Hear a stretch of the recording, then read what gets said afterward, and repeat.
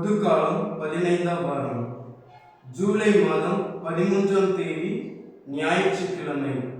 நற்செய்தி வாசகம். புனித லூக்கா எழுதிய நற்செய்தியிலிருந்து வாசகம். அதிகாரம் 10, இறை வார்த்தைகள் 25 முதல் 37 முடிய.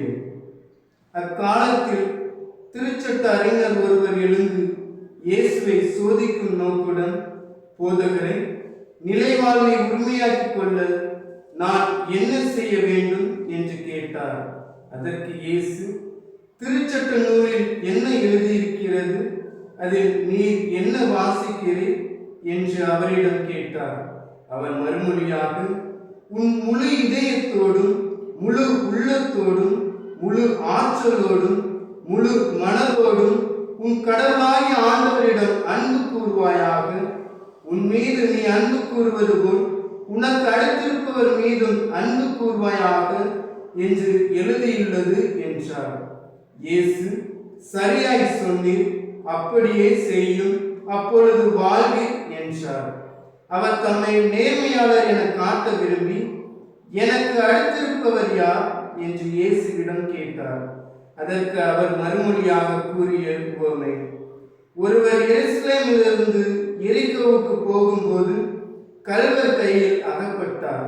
அவருடைய ஆடைகளை அவர்கள் உரிந்து கொண்டு அவரை அடித்து குற்றுயிராக்கி விட்டு போனார்கள். குரு ஒருவர் தற்செயலாக அவ்வழியே வந்தார். அவர் அவரை கண்டதும் மறுபக்கம் விலகி சென்றார்.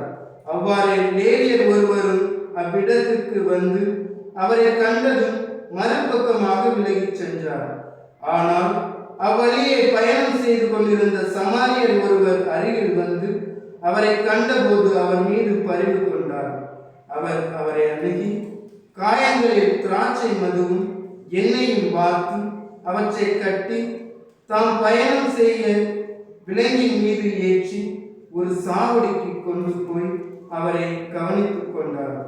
மறுநாள் 2 தெனாரியத்தை எடுத்து சாவடி பொறுப்பாளரிடம் கொடுத்து, இவரை கவனித்துக் கொள்ளும், இதற்கு மேல் செலவானால் நான் திரும்பி வரும்போது உமக்கு தருவேன் என்றார். கள்வர் கையில் அகப்பட்டவருக்கு, இம்மூவரில் எவர் அடுத்திருப்பவர் என உமக்கு தோன்றுகிறது என்று இயேசு அவரிடம் கேட்டார். அதற்கு திருச்சட்ட அறிஞர், அவருக்கு இரக்கம் காட்டியவரே என்றார்.